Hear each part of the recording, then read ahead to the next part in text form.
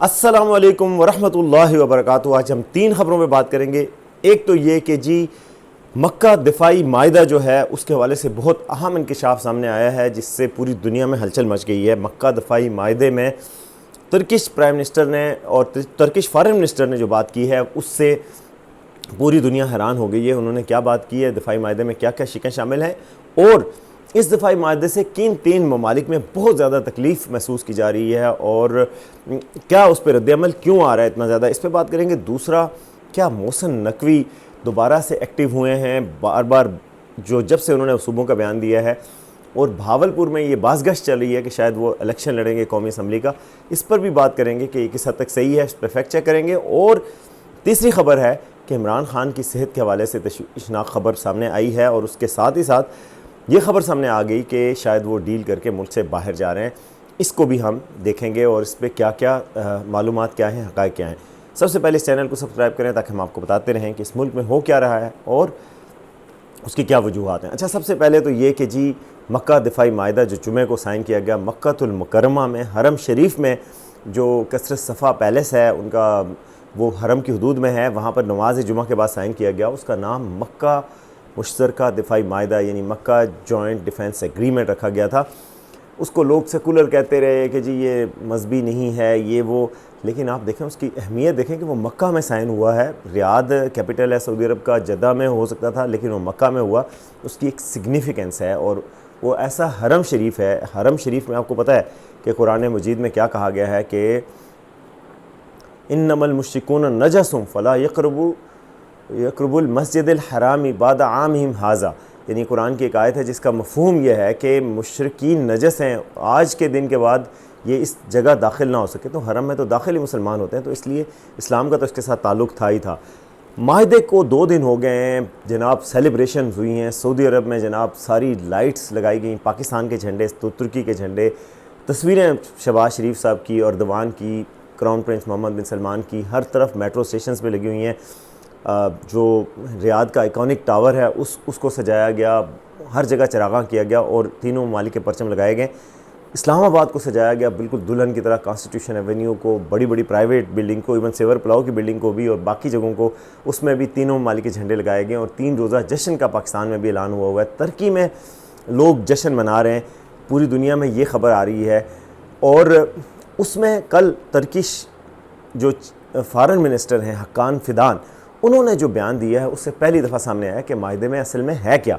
उन्होंने बताया कि जो नेटो का मायदा है, नेटो बनी थी non align treaty, north Atlantic treaty, उसमें जो आपको पता है यूरोपीय ममालिक हैं उनका बहुत बड़ा मिलिट्री अलायंस है। उसका आर्टिकल 5 है जिसके तहत होता है कि एक पे हमला सब पे हमला होगा और मुश्तरका तौर पर जंग लड़ी जाएगी। इन्होंने कहा हक्कान फिदान ने कि ये भी नेटो के आर्टिकल 5 जैसा है, इसमें एक वजारती कमेटी बनेगी तीनों ममालिक की, यानी एक सेक्रेटेरिएट होगा बिल्कुल इसी तरह, और फ़ौज इकट्ठे लड़ेगी। बेसिकली ये उनका मकसद था। तो ये उनकी इस बात से बड़ी हैरत हुई। फिर उन्होंने कहा कि जो सऊदी अरब का बाबुल मंदब में सऊदी अरब को मुश्किलात सामने आएंगी तो हम उनका साथ देंगे और उसको मदद की ज़रूरत होगी तो हम करेंगे, यानी नेवी के हवाले से वो पाकिस्तान भी करेगा। तो गोया, और फिर उस पर उन्होंने कहा कि मिस्र भी इसमें शामिल होगा, कुछ तकनीकी वजूहात की वजह से अभी मिस्र शामिल नहीं है तो मिस्र भी शामिल होगा। गोया उनके बयान ने बहुत सारी जगहों पर बहुत सारी वजाहत कर दी, सबको बहुत हैरान किया कि ये माहिदा कोई एक से ज़बानी कलामी नहीं है।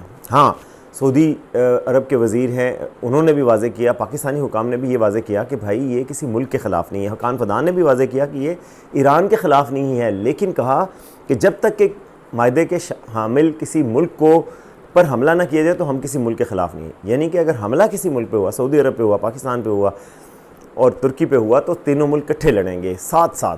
तो ये उन्होंने बहुत वाज़े कर दिया। अच्छा, उसके सारी शराइत, और मिस्र के हवाले से भी इंदिया दे दिया कि मिस्र भी शामिल होगा। फिर बाद में ज़ाहिर है, कहा जा रहा है, उन्होंने नहीं कहा लेकिन कहा जा रहा है कतर और कुवैत भी इसमें शामिल हो सकते हैं। तो ये एक लार्जर अलायंस बन रहा है। इस अलायंस की बात यह है कि ये अलायंस एक डेटरेंस के तौर पे है। ये बात सही है कि ये अलायंस किसी पे हमला करने के लिए नहीं है, लेकिन ये अलायंस जो है वो जंग को मुश्किल बनाएगा। जैसे कि नेटो का अलायंस है, उसकी वजह से नेटो के मेंबर मुल्क पर कोई हमला करते हुए 1000 दफ़ा सोचता है। अब यही बात है कि ये जो मक्का जॉइंट डिफेंस एग्रीमेंट है, इसके जो मेंबर ममालिक हैं, इस पर कोई भी हमला करते हुए सोचेगा कि वो एक मुल्क से नहीं लड़ेगा, एक मुल्क की फ़ौज से नहीं लड़ेगा, उसको सऊदी अरब की एनर्जी और जो इकोनॉमिक माइट है उससे लड़ना पड़ेगा, पाकिस्तान की मिलिट्री माइट और न्यूक्लियर पावर उससे लड़ना पड़ेगा, और इनोवेटिव टेक्नोलॉजीज़ के मालिक और डिफेंस प्रोडक्शन के बहुत बड़ा पावर हाउस तुर्की से, नेटो मेंबर से लड़ना पड़ेगा। गोया जंग को और ज़्यादा मुश्किल बनाएगा। जिस तरह के पाकिस्तान का न्यूक्लियर प्रोग्राम है, आप पाकिस्तान का न्यूक्लियर प्रोग्राम अब तक हमने कोई बम चलाया तो नहीं है, हमारा मकसद चलाना भी नहीं है, हमारा मकसद है कि ख़बरदार पंगा ना लेना, हमारे पास ये है, यही मायदे का मकसद है कि दिफाई नोयत का। बहरहाल, लेकिन चाहे दिफाई है या जो भी नोयत है, 3 ममालिक में इस पर बहुत मसला हो रहा है। 3 ममालिक में आपको पता लग गया होगा, जो फ़िलिस्तीन का पड़ोसी मुल्क है उसमें तो जनाब वैसे ही सफ़े मातम है कि जी ये क्या इत्तेहाद बन रहा है। हमारा पड़ोसी जो मुल्क है न्यू दिल्ली, उसमें बहुत ज़्यादा तनकीद हो रही है, तनकीद के साथ साथ तशवीश भी हो रही है। और BBC की आज ख़बर है कि इंडिया में तशवीश क्यों हो रही है। आप देखें इंडिया टुडे में एंकर्स के, सोशल मीडिया पे सब लिख रहे हैं कि यार ये तो पाकिस्तान ने क्या कमाल कर दिया है और ये हमारे लिए बड़ा ख़तरा हो गया है कि पाकिस्तान ने इनके साथ इत्तेहाद, मिलिट्री इत्तेहाद कर लिया है, जिसकी वजह से हमारे लिए, इंडिया के लिए बहुत मसला हो गया कि हम रीजन में आइसोलेटेड होते जा रहे हैं। कहाँ अल्लाह की शान देखें कि कुछ साल पहले तक वो हमें आइसोलेट करने का सोच रहे थे कि पूरी दुनिया में हम अकेला करेंगे, मुस्लिम ममालिक से भी अकेला करेंगे। कहाँ आज हम एक मिलिट्री अलायंस में बन चुके हैं जो बहुत पावरफुल, फॉर्मिडेबल है। इंडियन कह रहे हैं, हम नहीं कह रहे, इंडिया कह रहा है कि बहुत पावरफुल अलायंस है जिसमें सब कुछ मौजूद है और जो फोर्स टू रेकन विद है, और हम उस अलायंस का हिस्सा हैं और इंडिया अकेला है। और हम बांग्लादेश को भी सामने ला रहे हैं, बहरीन को भी ला रहे हैं, ये इंडियन एनालिस्ट कह रहे हैं। और बांग्लादेश, ज़ाहिर है अभी हाल ही में बांग्लादेश ने बड़ा सख्त बयान दिया है, क्योंकि हसीना वाजिद को इंडिया में ख़िताब करने की इजाज़त दी गई। उसने बड़ी सख्त बातें की कि मैं वापस बांग्लादेश जाऊंगी, और हुकूमत को चैलेंज किया। तो उन्होंने, बांग्लादेश की हुकूमत ने बहुत एहतजाज किया न्यू दिल्ली से और कहा कि ये आप क्या इजाज़त दे रहे हैं, हम तो चाह रहे थे कि आपके साथ ताल्लुकात को नॉर्मलाइज़ करें, लेकिन आप इस काबिल नहीं हैं और आप हमें इश्तिहाल दिलवा रहे हैं हमारी पॉपुलेशन के ख़िलाफ़ और हमारे अंदरूनी मामलात में मुदाखलत करें। तो पाकिस्तान की ये कामयाबी है। तो ये सारी चीज़ें हो रही हैं, लेकिन इन 3 ममालिक में बहुत हुआ। अब आज मैं मरांडी साहब, जो कि ईरानी सो कॉल्ड इंटेलेक्चुअल हैं और जो बयान देते हैं, उन्होंने जो आज ट्विटर पे लिखा, उस पर बड़ी बात हो रही है कि जी ये जो सऊदी अरब है, इसने जो मायदा किया है, इससे पहले अमरीकी इत्तेहाद था और अभी अमरीकी इत्तेहादियों यानी पाकिस्तान और उसको अमरीकी इत्तेहादी कह के साथ किया, ये इसको नहीं बचा सकेंगे और ये नहीं हो सकेगा।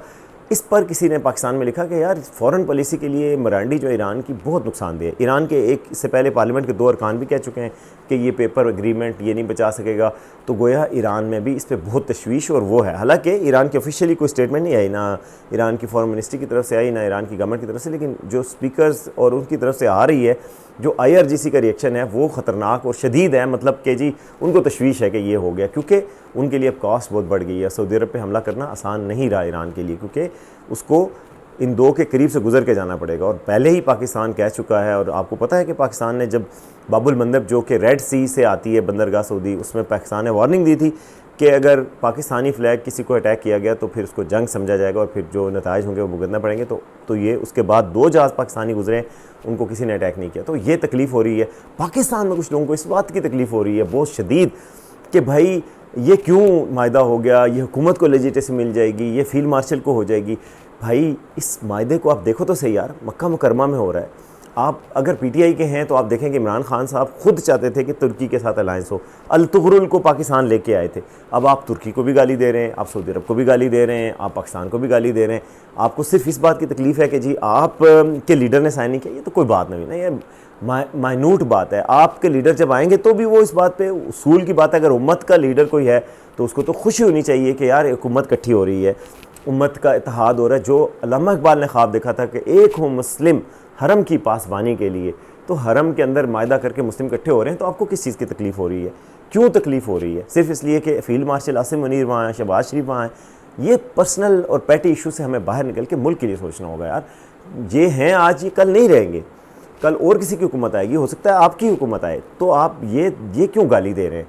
ये यूट्यूबर्स, इनके कुछ, सारे नहीं, कुछ बाहर बैठे यूट्यूबर्स ऐसी गलीज़ ज़ुबान इस मायदे के ख़िलाफ़ इस्तेमाल कर रहे हैं कि जिससे पता लग रहा है कि यार आपका बुग़्ज़ पाकिस्तान से भी शुरू हो गया।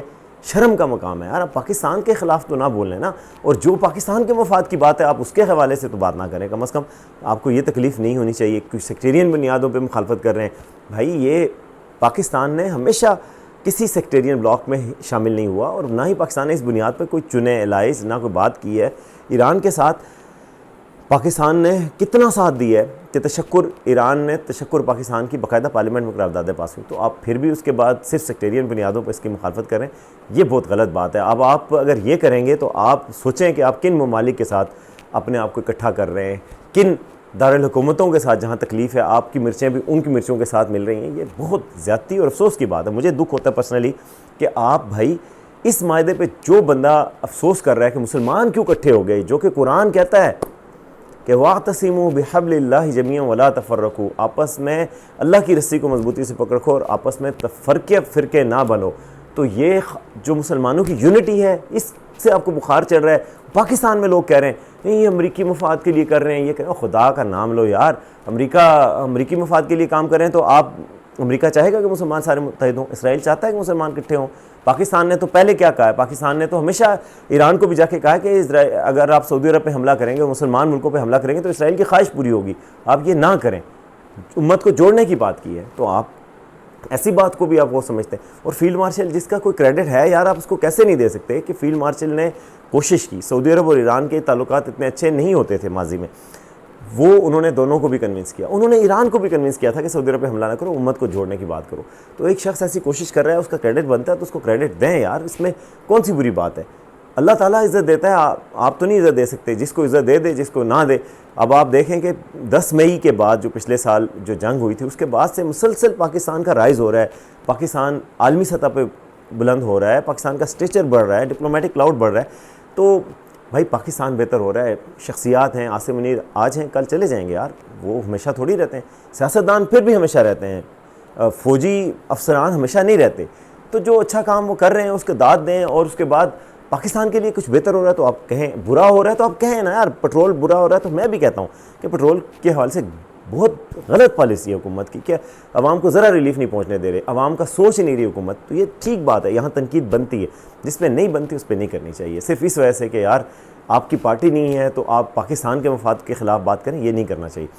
अब आते हैं जी दूसरी खबर की तरफ, और मोहसिन नकवी साहब बहुत एक्टिव हैं। आज भी उन्होंने लाहौर में इमिग्रेशन काउंटर्स का दौरा किया, बड़े कुछ अफसरान के ख़िलाफ़ लोगों की शिकायत भी सुनी और कहा कि जी डॉक्यूमेंट्स के बगैर किसी को ना जाने दें। इससे पहले वो दौरे भी कर रहे हैं, ओवर पासिस का, इधर अंडर पासिस का, पिंडी में, इस्लामाबाद में दौरे कर रहे हैं कि जल्दी जल्दी काम मुकम्मल करो, ब्रीफिंग दे रहे हैं। खुद जब उन्होंने कहा कि जी सिस्टम कोलैप्स हो गया, नहीं चल सकता, नए सूबे बनने चाहिए, उसके बाद से सबसे ज़्यादा मुतहर्रिक वो खुद हैं और बड़ा चल रहे हैं। अच्छा, बहावलपुर में बड़ी इंटरेस्टिंग ही भावलपुर के जो ग्रुप्स हैं वो हमारे दोस्तों ने भेजी है, व्हाट्सएप ग्रुपों में ये बहुत चल रहा है, क्योंकि वहाँ पर जो MNA थे वो फोत हो गए, इकबाल चन्नर साहब वो फोत हो गए, तो अब वहाँ ज़मीनी इलेक्शन होने हैं। तो वहाँ पर ये चल रहा है बाकायदा ग्रुप्स में कि जी मोहसिन नकवी साहब अब आ रहे हैं, यहाँ से इलेक्शन लड़ेंगे कौमी असम्बली का।